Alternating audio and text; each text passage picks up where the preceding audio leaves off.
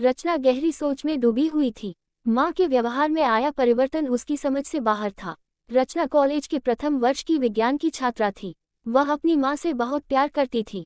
श्रुति भी अपनी बेटी रचना पर जान छिड़कती थी, परंतु रचना श्रुति में पिछले कुछ समय से अजीब सा बदलाव महसूस कर रही थी। पहले माँ हर बात उसे प्यार से समझाती थी, उनके हर काम में स्नेह व आत्मीयता झलकती थी। रचना को याद है, जब वह स्कूल से लौटकर आती तो माँ उसे गले से लगा लेती थी और मिनटों में उसका मनपसंद खाना टेबल पर रख देती थी। उससे अगर कुछ गलती हो जाती तो उसे डांटने की बजाय समझाती थी। कितनी अच्छी थी माँ, उसकी हर बात को रुचि लेकर सुनती। लेकिन अब उन्हें न जाने क्या हो गया है। अब वे अपने आप में ही डूबी रहती है। रचना जब कॉलेज से आती है तो या तो किसी पत्रिका में डूबी होती है या फिर कहीं जाने के लिए श्रृंगार कर रही होती रहती। इन सब बातों को लेकर साहिल और उसमें कभी कभी नोक-झोंक भी होने लगी। इस बीच तुम्हारा जन्म हुआ और श्रुति को ऐसा लगने लगा जैसे उसकी सुंदरता कम हो गई है। वह कुछ मोटी हो गई थी, इसलिए हमेशा ये सोचती कि काश तुम पैदा ही न हुई होती। परंतु धीरे धीरे तुम्हारे प्रति उसका मातृत्व जाग उठा और वह तुम में व्यस्त हो गई। कुछ समय बाद जब तुम्हारा भाई हुआ तो वह और भी निराश हो गई। सब तरफ से मिलने वाली प्रशंसा अब बहुत कम हो गई। राजू के जन्म के बाद वह कुछ बेडौल हो गई, वजन भी बढ़ गया। आलस की वजह से उसने व्यायाम की ओर भी ध्यान नहीं दिया और दिन प्रतिदिन और मोटी होती गई। इधर तुम्हारे पापा व्यवसाय में अधिक व्यस्त हो गए, अतः उनका ध्यान भी घर की ओर पहले की अपेक्षा कम हो गया। अब उसे ऐसे वाक्य सुनने को मिलते, श्रुति तुम कितनी मोटी हो गई हो, पहले कितनी अच्छी लगती थी। उससे श्रुति और अधिक निराश रहने लगी। जब उसके बालों में सफेदी झलकने लगी तो उसे डिप्रेशन रहने लगा। उसने बालों को डाई करना शुरू कर दिया। चेहरे पर भी वह अधिक श्रृंगार करने लगी। इधर तुम जवान हो गई, तुम सुंदर भी हो। ऐसे में जो भी श्रुति से मिलता यही कहता, तुम्हारी बेटी तो बहुत सुंदर है, तुम भी कभी ऐसी हुआ करती थी। वह तुमसे ईर्ष्या करती हो, ऐसी बात नहीं है, पर वह अपने बारे में दूसरों की राय जानकर कुंठित हो जाती है, इसीलिए उसका व्यवहार तुम्हारे प्रति बदलने लगा। बात बात पर तुम पर गुस्सा उतरने लगा। उम्र बढ़ने के साथ साथ उसमें जो परिवर्तन आ रहे थे वह उनसे सामंजस्य नहीं बिठा पाई। उम्र बढ़ने के साथ साथ इंसान के पहनावे में, बोलने चालने में, हर बात में बड़प्पन आ जाना चाहिए, सादगी आ जानी चाहिए। बड़ी उम्र में ये सारी बातें ज्यादा आकर्षित करती है, ये बात वह नहीं समझ पाई। नीलेश हमारा सहपाठी था, वह कभी श्रुति पर जान छिड़का करता था, उसकी सुंदरता का बखान करते न थकता था। जब उसने भी ऐसा कहा तो श्रुति बिल्कुल निराश हो गई। रचना के लिए ये सारी बातें नहीं थी, परंतु वह समझदार थी, अतः सब कुछ समझ गई। निशा ने रचना के सिर पर स्नेह से हाथ रखकर कहा, तुम चिंता मत करो रचना, मैं उन्हें समझाने की कोशिश करूंगी। दूसरे दिन निशा श्रुति से मिलने उसके घर गई और लंच के बहाने उसे अपने घर ले आई। दोनों ने मिलकर पहले खाना खाया, फिर धीरे से निशा ने बात छेड़ दी। श्रुति, तेरी तबीयत ठीक नहीं है? नहीं निशा, बस यूं ही मन कुछ अच्छा नहीं है। क्यों, क्या हुआ? पता नहीं निशा, कुछ भी अच्छा नहीं लगता, बस चुपचाप लेटे रहने को जी चाहता है। किसी से मिलने की बात करने की भी इच्छा नहीं होती, जिंदगी से जैसे कोई चाह ही नहीं रही। श्रुति निराश स्वर में बोली।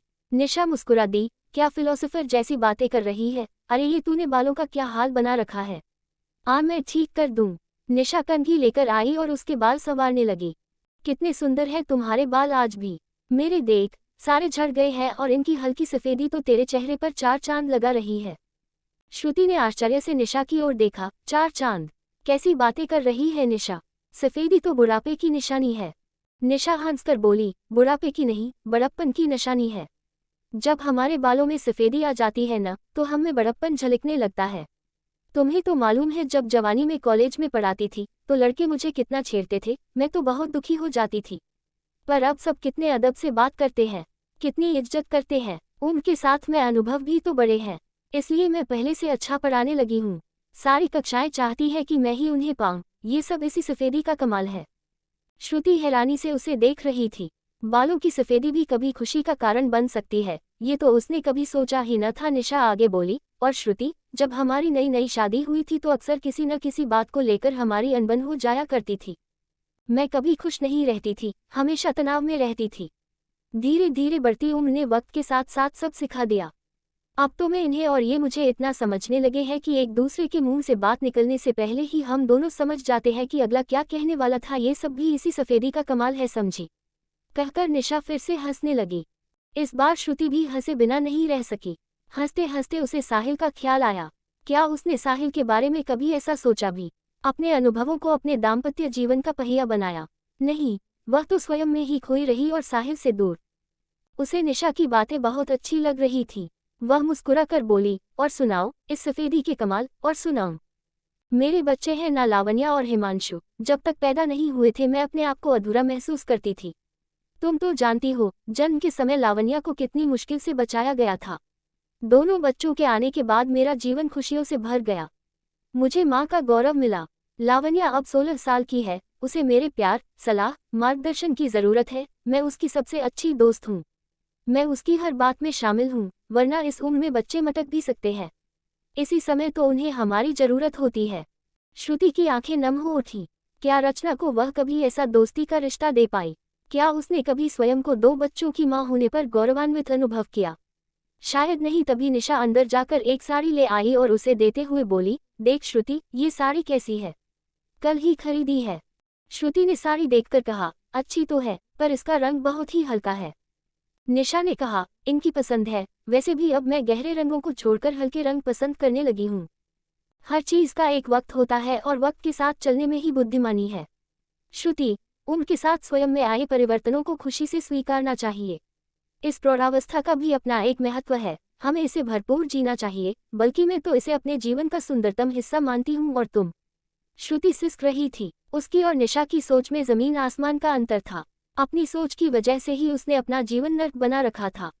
वह कोई जवाब न दे सकी। बताओ न श्रुति, तुम क्या सोचती हो? निशा ने फिर पूछा। श्रुति ने भीगे स्वर में कहा, निशा, आज तक मैं भटक रही थी। मैं समझने लगी थी कि जवानी खोकर मैंने सब कुछ खो दिया है। पर आज मेरी समझ में आ गया है कि मैं कितना गलत सोचती थी। तुम्हारी बातें सुनकर आज मेरी आंखें खुल गई हैं। आज पता चला कि प्रौढ़ावस्था भी उतनी ही महत्वपूर्ण है। तुम्हारे ढंग से सोचूं तो मैं सचमुच बहुत सुखी हूँ। हाँ, अब कुछ अधूरे काम करने हैं, जो अब तक न कर पाई। पति और बच्चों को जो अपनापन देना चाहिए था, वही नहीं दे पाई, पर अब ऐसा नहीं होगा।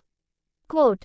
श्रुति की आंखों में पश्चाताप के आंसू थे, तो निशा की आंखों में खुशी थी कि वो अपनी प्यारी सहेली को सही राह पर लाने में सफल हो गई थी। ऐसे ही वीडियो देखने के लिए हमारे चैनल को लाइक एंड सब्सक्राइब करें। Thanks for watching.